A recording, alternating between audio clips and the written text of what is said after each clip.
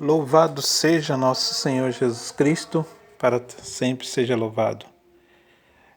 O terceiro dia de 32 anos de amor. Agora a parte mais difícil, mas antes vamos ler Mateus 19, versículo do 5 ao 6. E ele disse: Por isso o homem deixará seu pai e sua mãe, e se unirá à sua mulher, e os dois serão uma só carne. Portanto, eles já não são dois, mas uma só carne. Portanto, que Deus uniu, o homem jamais deve separar. Bem, hoje, no terceiro dia da trajetória da minha linda P, trajetória da gente casado, eu vou contar a parte mais difícil, que eu pedi perdão várias vezes para Marlene, e algumas vezes que a gente discutia, ela jogava na cara. É assim, eu vim de uma família pobre, e a gente sempre tinha várias dificuldades. E eu, quando comecei a trabalhar, na realidade eu sempre busquei trabalhar, sempre busquei alcançar algo mais. Procurei estudar, mesmo minha mãe tirando eu da escola quando eu tinha passado sendo o melhor aluno da escola por causa do meu irmão. Só voltei a estudar com 18 anos no Mobral. Mas quando eu voltei com tudo, com vontade de estudar e tudo. E sempre fazendo concurso.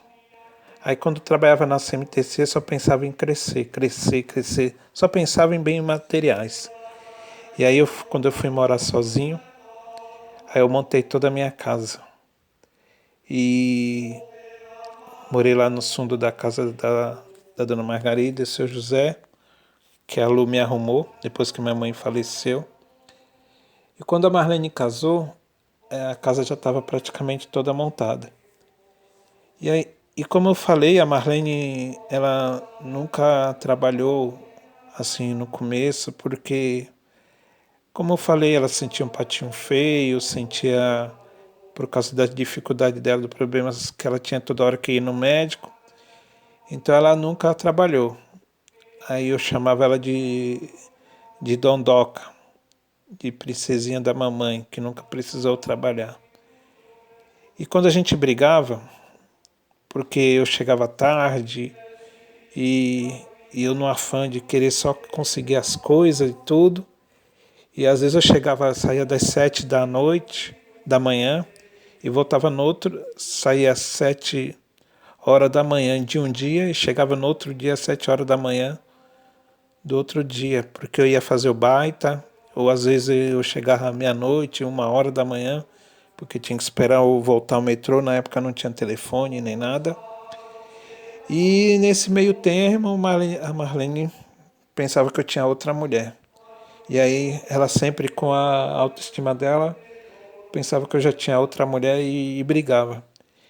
E nessa discussão eu tive a infelicidade, que eu me arrependo até hoje, e falava para ela: você tá vendo esse sofá? Foi eu que comprei. Tá vendo essa televisão, que ela gostava muito de ver novela? Tá vendo essa televisão? Foi eu que comprei. Tá vendo essa geladeira? Foi eu que comprei. Tudo aqui foi eu que comprei. Se você não tá gostando, volta para casa da sua mãe. Como eu fui ignorante. Como eu fui cruel. Isso é pior do que um tapa. Hoje, pensando bem, isso é pior do que eu tivesse dado um tapa nela. Porque eu fui no fundo da parte mais que ela não gostava de ouvir. Da parte, depois com o tempo que você vai aprendendo, com o tempo você vai vendo, depois você vai vendo a história da Marlene, em que uma pessoa falou que ela nunca ia ser amada por homem nenhum, e aí você vai vendo como isso doía, machucou muito ela. E ela falou assim: não, você tirou da casa da minha mãe, agora você vai ter que me aguentar. Mas aí com o tempo, a gente mesmo com essas brigas, graças a Deus a gente nunca foi a vez de fato de, de partir para violência, nem tanto da minha parte como dela. Às vezes eu saía, ia para a rua, ficava meia hora lá embaixo, morava aí perto do viaduto de Guaianazes, ficava meia hora para esfriar a cabeça, depois eu voltava. E ela, às vezes, quando eu voltava, ela estava lá no muro do portão, chorando, pensando que eu tinha ido embora. E aí, mas aí nesses meio termo, a gente construiu uma família e graças a Lu, a Maria Luísa Lapa, ela trabalhava no banco e na época do Collor, que o Collor ia pegar todas as aposentadorias, a Lu saía mais cedo do banco, ela chegou aborrifada em casa, falou, Antônio, vai tirar seu dinheiro do banco, porque nessa época eu tinha sido mandado embora da CMTC e estava vendo só de renda, porque na época a poupança rendia muito. Ela tira todo o seu dinheiro do banco e porque amanhã deixa só 50 cruzeiros, é como se fosse R$ 50 na época, e tira todo o seu dinheiro do banco porque o Collor amanhã vai confiscar todas as poupanças. Aí eu fui lá, tirei, guardei o dinheiro, falei com o Célio e o Célio conseguiu um terreno aqui, onde que hoje é a nossa casa. Conseguiu um terreno aqui pra gente, a gente fez um intercâmbio entre o dono e, e o corretor e a gente conseguiu esse terreno aqui. E eu não manjava nada de construção nem nada, e graças ao Célio. O Célio, a gente é infinitamente grato ao Célio, porque até hoje ele de alguma forma ajuda. Como eu não gosto muito de mexer com coisa de construção, o Célio até hoje ele ajuda. Graças a ele a gente conseguiu construir 2 cômodos e aos poucos a gente foi conseguindo. E quando a Marlene ganhou o Gabriel, como que ela ficava feliz em fazer cada festa de aniversário. Vocês vão ver aí nas fotos as festas de aniversário que ela gostava de fazer. Como que ela gostava de dar risada. E aí com o tempo, com o tempo apareceu lá da Bahia uma irmã que eu não conhecia, a Mônica. E a Mônica veio para cá para me conhecer, entrou em contato e veio para cá para me conhecer. E conhecendo, como eu trabalhava, na época eu trabalhava muito, na realidade eu sempre gostei de trabalhar para sempre querer trazer o de bom e do melhor para Marlene e para o Gabriel. Aí elas foram lá conhecer a Bahia. Aí levou o Gabriel e foi conhecer a Bahia. Como que a Marlene se divertia, como ela voltou se divertindo. Vocês vão ver aí pela foto como ela se divertia lá na Bahia.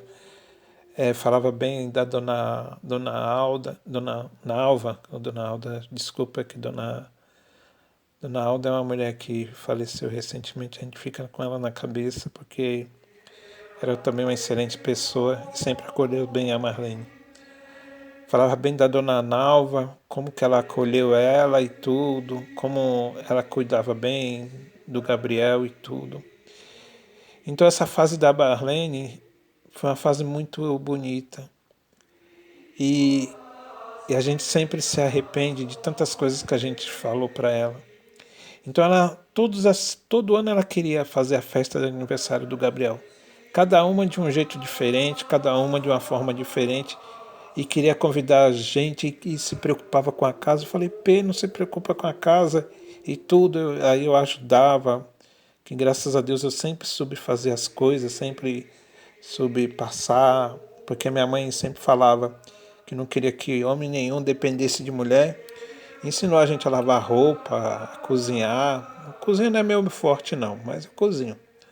Cozinhar, a limpar a casa, lavar um bom banheiro e tudo, lavar um quintal. Minha mãe ensinou tudo isso E aí no dia de preparar as festas, aí era as dor de cabeça, que a Marlene na correria, vinha, acaba correndo para lá e para cá, e convidava e preparava e queria fazer coisa para sobrar, para não faltar para ninguém, e se preocupava com isso, se preocupava com aquilo. E também ela começou a trabalhar para cuidar dos filhos da prima dela e levava o Gabriel na tiracolo, usava o canguru. Algumas pessoas não gostavam que ela usasse canguru, falavam que o filho dela ia ficar com as pernas tortas, mas graças a Deus não tá aí uma mão aí com a perna boa e tudo. Mas como ela amava esse filho, porque a dificuldade dela de ter esse filho, a dificuldade que ela teve, que ela pensava que ela não ia poder ser mãe por causa do problema cardíaco dela. Na realidade foi o medo que os médicos foi colocando na cabeça dela. E pela idade dela, aí ela falava assim, o que esse menino veio em mim? Porque na época que eu conheci ela, eu tinha 22 anos e ela 26. 3 anos e pouco de diferença, não chega nem a 4 anos. Mas ela, o que esse menino viu em mim? Uma mulher que não vai poder te dar filho. E aos 31 anos ela nos deu, 31 não, a gente casou em 92, Gabriel em 97, em 92 ela em 92 ela tinha 26 anos. Com 31 anos ela teve o Gabriel. 31, 35 anos, depois eu vejo as contas direito. E ela curtia esse filho, curtia e tudo, queria fazer de tudo. E aí a gente saía para passear.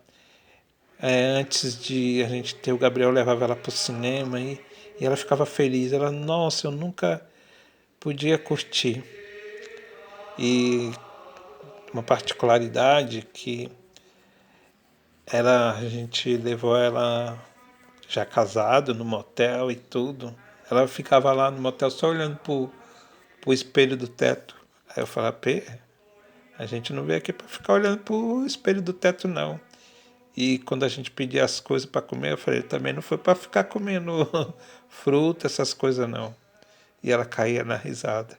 E toda vergonhosa. Eu falei, Pê, você é minha esposa, não precisa ficar vergonhosa. Porque eu fui o primeiro homem dela. E ela ainda ficava meio tímida. Então é uns momentos maravilhosos.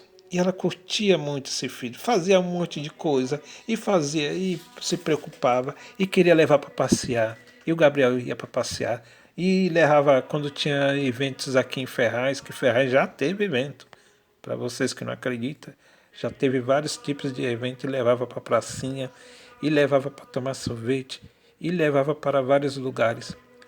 E quando a gente estava também na pastoral da juventude, quando a gente começou na igreja, ele ia para as pastorais e os jovens lá da pastoral da juventude e pegava o Gabriel e brincava com o Gabriel. Teve uma vez que o padre Toninho, padre Antônio Lemos, ele estava lá no altar e o Gabriel, puf, entrou debaixo da... Ele usava uma batina preta, o Gabriel entrou debaixo da batina dele. Mas foi uma risaiada só. E a Marlene sempre gostou de dar risada. Mas ela começou a rir de ver tirar o Gabriel de lá, não. Ela começou a rir e disparava em rir.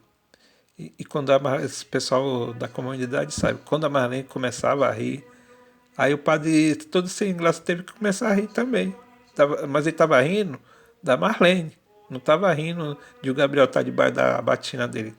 Estava rindo da Marlene. E eu fui lá e tirei o Gabriel. Mas como ela amava esse filho. Porque era o filho, ela pensou que não ia poder ser mãe e teve esse filho. E ela falava assim, a sua cópia. E ela falava assim, não sei qual dos dois eu amo mais, se é você ou se é o Gabi. E ela ficava muito feliz. E fazia todas as festas de aniversário e cuidava e tudo isso. E muitas vezes ela ficava triste, porque às vezes ela lembrava, quando ela não podia trabalhar, o sonho dela era não parar de trabalhar, para ela não ficar dependendo de mim e eu não jogar de novo na cara dela as coisas. Falei, Pê, eu te pedi perdão, Pê. Eu não vou mais fazer isso, Pê. Mas mesmo assim ela com o tempo não acreditava. Mas aí várias situações ela conseguiu entender, conseguiu viver. Então são momentos maravilhosos que a gente teve. Então esse é o terceiro dia de momentos tristes e momento alegre. Amanhã a gente contaremos o quarto dia de momentos felizes com minha linda P. Paz e bem, fique com Deus. Até amanhã. Compartilhe, divulguem, curta a página lá do YouTube.